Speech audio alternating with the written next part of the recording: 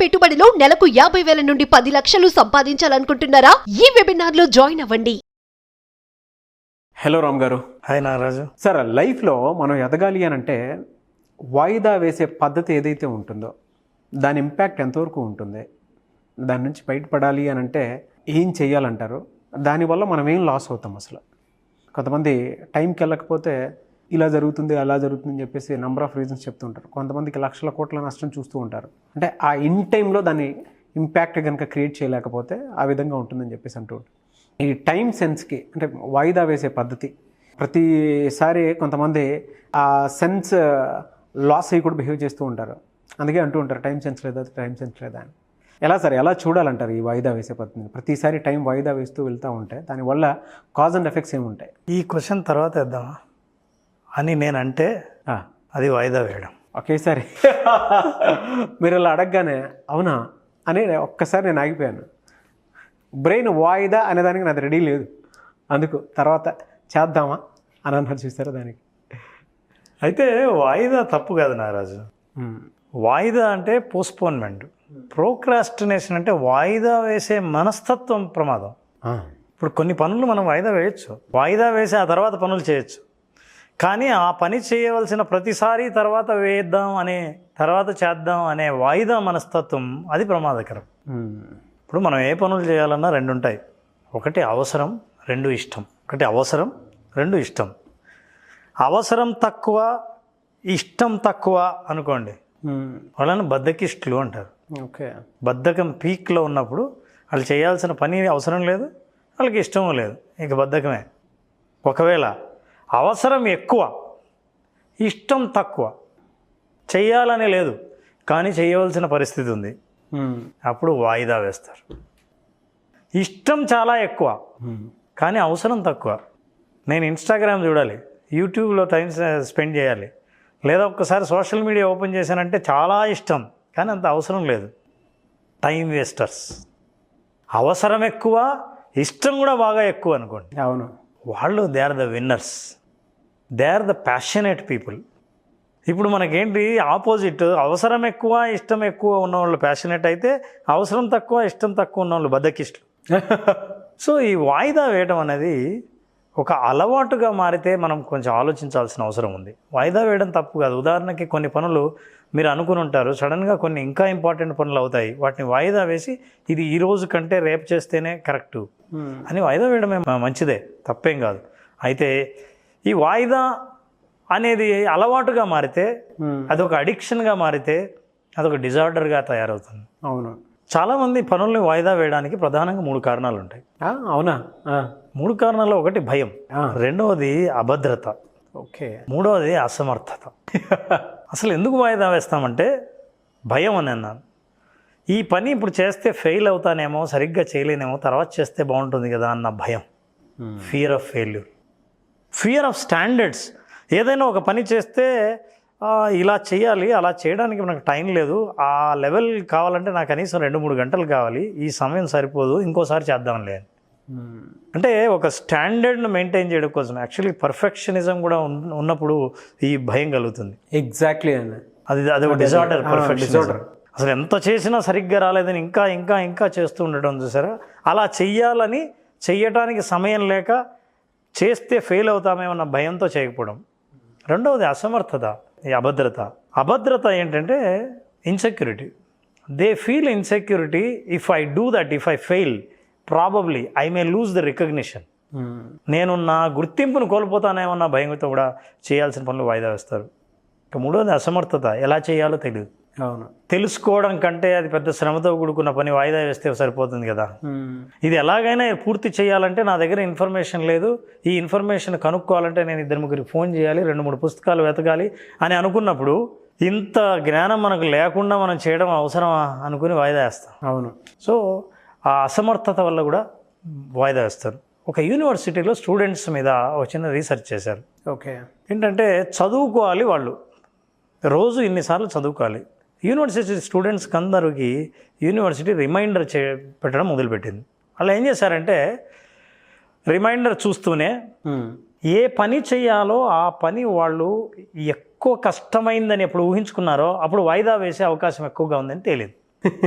చదువుకోవడము, homework చేయడం, projects రాయడం అన్నది ఇదేదో చాలా కష్టం, ఇప్పుడే చేయలేము అని ఎప్పుడైతే అనిపించిందో వాళ్ళు టక్కుని స్నూజ్ నొక్కేస్తారు. రిమైండర్ వస్తే దాన్ని స్నూజ్ నొక్కారు. అవును. అయితే ఇది ఒక సైకిల్. ఎట్లాంటిదంటే భయం వేసి వాయిదా వేస్తారు. వాయిదా వేస్తే భయం పెరిగింది, ఒత్తిడి పెరిగింది. ఒత్తిడి పెరగడం వల్ల మళ్ళీ ఆ పని చేయాలంటే తప్పించుకోవాలనిపిస్తుంది, మళ్ళీ వాయిదా వేస్తారు. వాయిదా వేయడం వల్ల ఒత్తిడి పెరుగుతుంది, ఒత్తిడి పెరగడం వల్ల మళ్ళీ వాయిదా వేస్తారు. ఇది ఒక సైకిల్. ఈ సైకిల్ రిపీట్ అవుతూ ఉంటుంది. దీన్ని అలవాటుగా మార్చుకుంటారు. ఈ సైకిల్ నుంచి మెల్లిగా యాంగ్జైటీ మొదలవుతుంది. ఇక ఆ పని గురించి ఎవరైనా మాట్లాడితే యాంగ్జైటీ మొదలవుతుంది. అది చేయాలి అని గుర్తొస్తే మనిషికి ఆందోళన మొదలవుతుంది. అవును. సో ఇవన్నీ చాలామందికి తెలియని విషయం ఏంటంటే వాయిదా చాలా మామూలు కదా అనుకుంటారు. అదొక డిజార్డర్గా కూడా గుర్తించారు. చాలా అవసరమైన పనులు మీరు చాలా కాలం పాటు, అంటే కనీసం 3 సార్ల కంటే ఎక్కువ మీరు వాయిదా వేస్తుంటే మీకు వాయిదా వేసే మనస్తత్వం ఉందని, అకారణంగా వాయిదా వేశారని. ఇంకా ఆశ్చర్యం ఏంటంటే ప్రతి వాయిదా వేసే వ్యక్తికి వాయిదా వేయడం వల్ల వచ్చే ఫలితాలు ఏంటో తెలుసు. అవి నెగిటివ్గానే ఉంటాయని తెలుసు. అయినా సరే మనం వాయిదా వేస్తూ ఉంటాం. ఎందుకంటే ఒక రకమైన డిఫెన్స్ మెకానిజం అది. మనల్ని మనం కాపాడుకోవడం కోసం, సుఖంగా ఉండడం కోసం, అలా రిలాక్స్ అవ్వడం కోసం. డిఫెన్స్ మెకానిజంలో ఎప్పుడైతే మనిషి పడిపోతూ ఉంటున్నాడో ఇట్స్ అ డేంజర్ జోన్. బద్ధకం ఫ్యాక్ట్ మాట్లాడుకోవాలి అని అంటే ఎలా సార్? అంటే దాన్ని ఓవర్కమ్ చేయాలి అని అంటే ఎట్లా మరి? ఓవర్కమ్ చేయాలంటే వాళ్ళు ఏ స్థితిలో ఉన్నారో తెలుసుకోవాలి. మరి బద్ధకం కూడా 3 స్థితిలు ఉన్నాయి. మొదటిది ఏంటంటే స్టార్టింగ్ ప్రాబ్లం. అసలు ఏ పని స్టార్టే చేయరు. అవును. సో వాడు విశ్రాంతితో ఉంటాడు.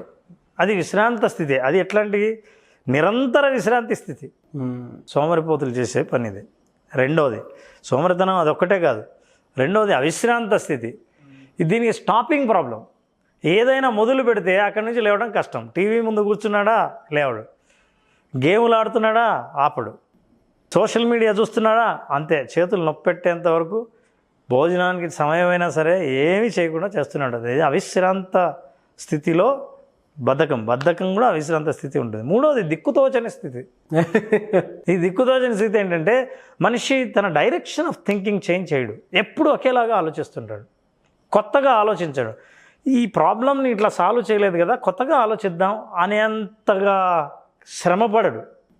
సోమరిపోతే ఏంటంటే ఆటోమేటిక్ థింకింగ్ ఏదైతే ఉంటుందో, ఆటో పైలట్ థింకింగ్ ఏదైతే ఉంటుందో, రోజు ఎట్లా అయితే ఆలోచిస్తున్నాడో అదే ఆలోచనకే ఇష్టపడతాడు. ఈ ముగ్గురు కూడా బద్ధకస్తులే. ఇప్పుడు ఇది చూస్తున్న వాళ్ళు మనది ఏ టైపు బద్ధకం అని, బద్ధకం ఉన్నవాళ్ళు మనం ఏ రకంగా వాయిదా వేస్తున్నాం కామెంట్ బాక్స్లో పోస్ట్ చేస్తారండి కొంతమంది. నిజమే, నాది ఏ రకమైన బద్ధకం అని ఆలోచిస్తారు. ఈ సైకిల్లో ఒత్తిడి, ఆ తర్వాత ఒత్తిడి నుంచి తప్పించుకునేందుకు, తనని తాను కాపాడుకునేందుకు సెల్ఫ్ డిఫెన్స్, వాయిదా, ఒత్తిడి, కాపాడుకోవడం, వాయిదా, ఒత్తిడి, ఇది సైకిల్. ఈ సైకిల్లో ఎంతకాలం నుంచి ఉన్నా వాళ్ళు గుర్తుపట్టలేరు. ఓకే. ఎందుకంటే గుర్తుపట్టే లోపల మళ్ళీ మీ కంఫర్ట్ జోన్ మిమ్మల్ని కంఫర్ట్గా ఉంచుతూ ఉంటుంది. ఇప్పుడు బాగుంది కదా, మనం పెద్ద శ్రమ చేసుకోవడం ఎందుకు. కొంతమందికి ఎవరికైనా ఫోన్ చేసి కనుక్కుందాం అనుకున్నా తర్వాత చేద్దాం లేదు అంట, అలా వాయిదా వేస్తుంటారు. ఈ సైకిల్ని బ్రేక్ చేయకపోతే వాయిదా వేసే మనస్తత్వం తనకే కాకుండా తన చుట్టుపక్కల వాళ్ళకి, పని చేస్తుంటే ఆర్గనైజేషన్కి, కుటుంబ సభ్యులకి, తనకు ఎలాగూ నష్టమే, ఇంతమంది నష్టపోయే ప్రమాదం. సో ఎప్పటికెప్పుడు అందుకే అంటారు, హిందీలో కూడా ఉంది, మొన్న చేసే పని నిన్న చేయి, నిన్న చేసే పని ఈరోజు చేయి, ఈరోజు చేయవలసిన పనిని ఇప్పుడే చేయాలి. అది ప్రతిసారి సాధ్యం కాకపోవచ్చు, కానీ అలా ప్లాన్ చేయటం వల్ల, బద్ధకం వల్ల, వాయిదా వేసే మనస్తత్వం వల్ల వచ్చే నష్టాలను పూర్తిగా మనం దూరం చేయొచ్చు. అలా ఏ పని ఎప్పటికప్పుడు చేయడం మొదలు పెడితే ఈ సైకిల్ని మనం బ్రేక్ చేసే అవకాశం ఉంది. మరి ఎలా సార్? అంటే ఫస్ట్ ఫేజ్లో ఒక 3 ఎగ్జాంపుల్స్ చెప్పారు, అది ఎలా స్టార్ట్ అవుతుంది అని. అండ్ సెకండ్ ఫేజ్లో ఇంకో 3 ఎగ్జాంపుల్స్ చెప్పి ఇట్స్ సైక్లింగ్ ప్రాసెస్ అని చెప్పేసి అన్నారు. దీన్ని ఓవర్కమ్ చేయాలి అని అంటే అసలు ఎలా, రెమెడీ ఏంటి? ఈ సైకిల్ని బ్రేక్ చేస్తే అది సైకిల్ అవ్వకుండా ఉంటుంది, ఆ అలవాటు నుంచి బయటపడవచ్చు. ఇలా బ్రేక్ చేయాలంటే జనరల్గా వాయిదా వేసే వాళ్ళకి భయం అన్నాం కదా, ఎగ్జామ్స్ భయం, చదవాలన్న అవసరం ఉంటుంది కానీ ఇష్టం లేదు, ఇంతకుముందు మాట్లాడుకున్నట్టు. మరి ఎలా అంటే ఏ టాస్క్నైనా సరే పెద్దదిగా చూసినప్పుడు చేయాలనిపించదు, దాని ముక్కల కింద బ్రేక్ చేయాలి.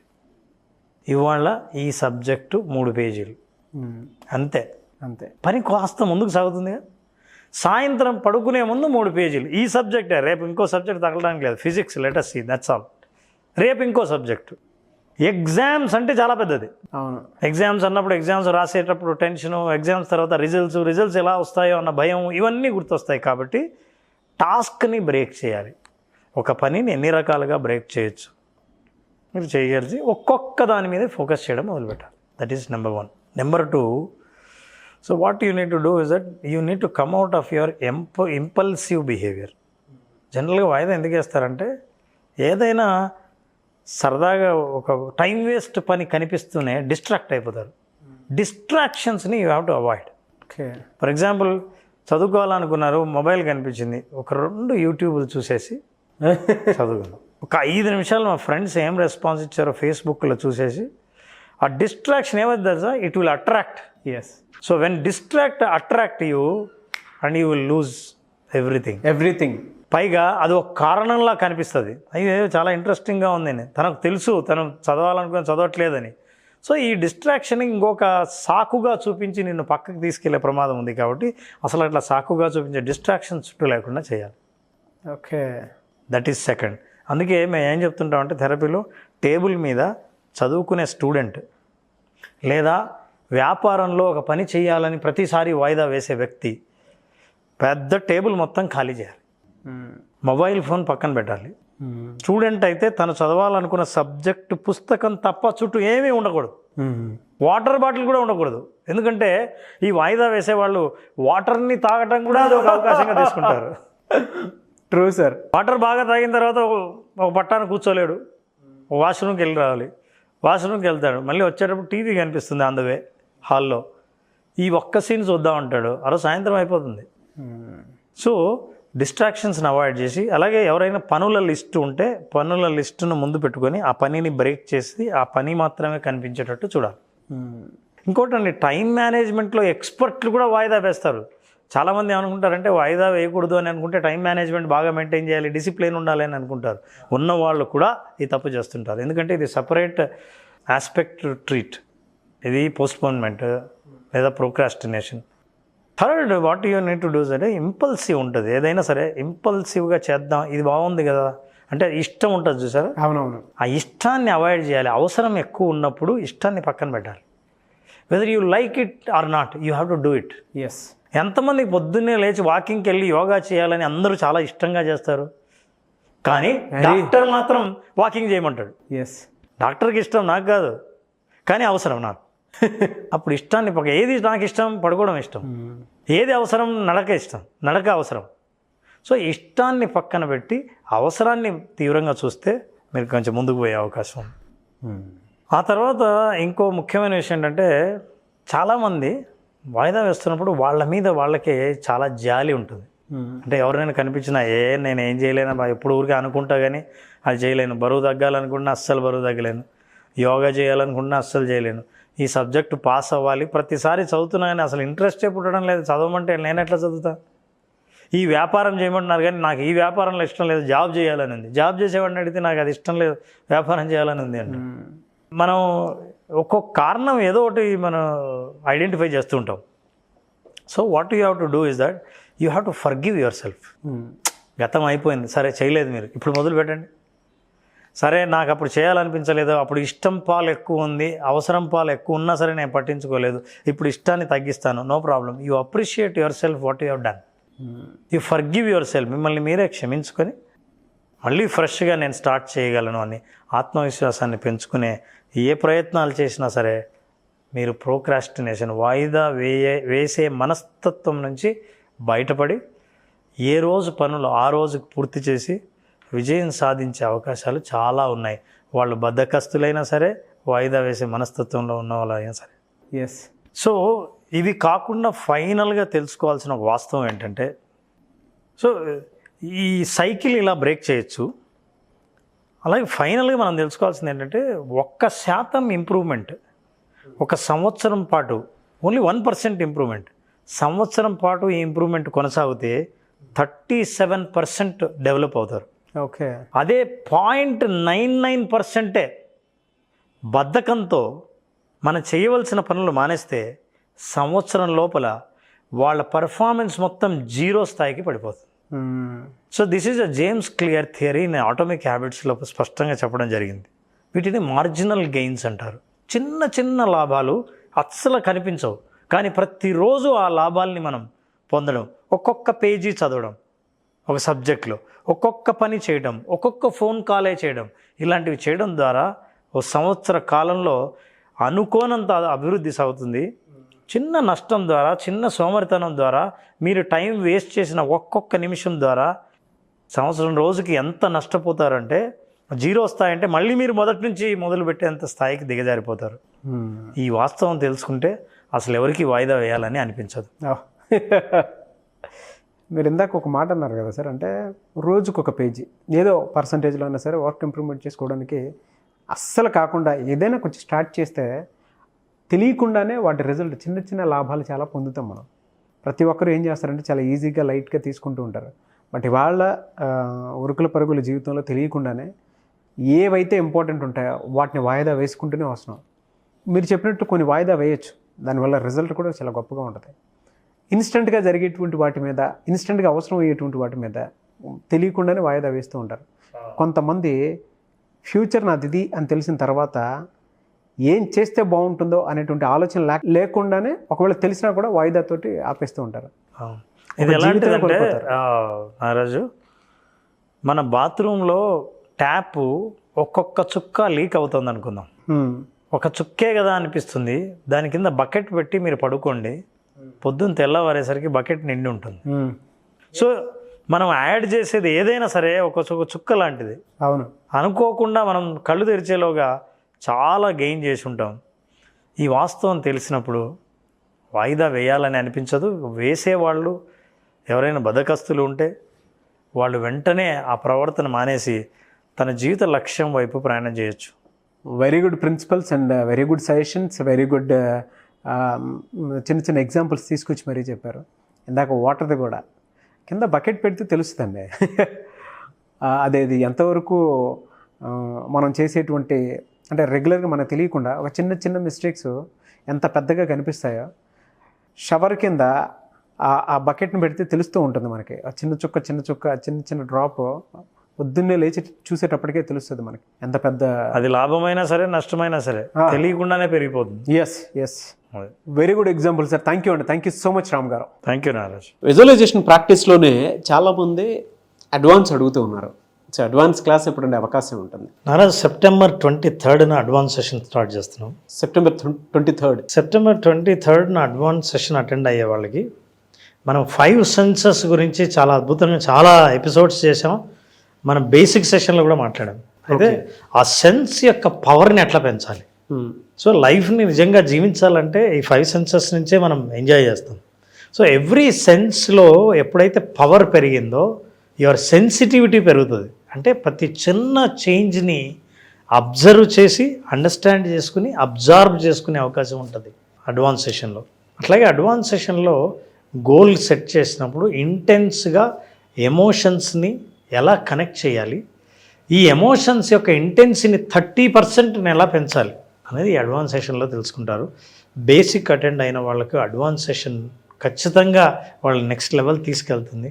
లేదా విజువలైజేషన్ గురించి బేసిక్గా అందరూ అర్థం చేసుకున్న వాళ్ళు అడ్వాన్స్ సెషన్ నిజంగా వాళ్ళని వాళ్ళ పర్ఫార్మెన్స్ని ఇంప్రూవ్ చేసేలా కాకుండా వాళ్ళ జీవితంలో ఫలితాలని కూడా చాలా అద్భుతంగా మార్చేది, ఆ ఎక్స్పీరియన్స్ని కూడా ఇచ్చే అవకాశం అడ్వాన్స్ సెషన్ అటెండ్ అయ్యే వాళ్ళకు ఉంటుంది. So September 23rd advance session start చేస్తున్నాం. 5 days సెషన్. ఇందులో కూడా అడ్వాన్స్డ్ యోగ నిద్ర సెషన్ ఉంటుంది. అండ్ ఇందులో ముఖ్యంగా నేను చెప్పాలనుకునేది కూడా ఒకటే, సంవత్సరం మొత్తం చేయాల్సినటువంటి పని ఒక 3 నెలల్లో ఎలా ప్లాన్డ్గా చేయొచ్చు అనేటువంటి దానికి ఈ అడ్వాన్స్ విజువలైజేషన్ క్లాసెస్ అనేవి చాలా చాలా చాలా బాగా ఉపయోగపడతాయి. సో కమింగ్ డేస్లో ఎలాగో న్యూ ఇయర్ రాబోతుంది కాబట్టి వాటినన్నిటినీ కూడా, అంటే వచ్చేటువంటి వాటిని ముందే ఊహించి ఎలా మనం సక్సెస్ సాధించవచ్చు అని చెప్పడానికి this is the very special class, advance class. అది కూడా అడ్వాన్స్ ప్రాక్టీస్ అనేది చాలా చాలా చాలా స్పెషల్ క్లాస్. ఓన్లీ ప్రాక్టీస్ అది కూడా 23rd నుంచి, సెప్టెంబర్ 23rd నుంచి జరుగుతుంది. కాబట్టి ఆసక్తి కలిగిన వారు ఎవరన్నా సరే స్క్రీన్ మీద మీ కాంటాక్ట్ నెంబర్ కనిపిస్తుంది, దాన్ని మీరు కాల్ ఆర్ మెసేజ్ వాట్సాప్ చేసి వెంటనే ఎన్రోల్ చేసుకోండి. ఎనీవేస్ థ్యాంక్ యూ అండి, thank you so much Ram sir. Thank you.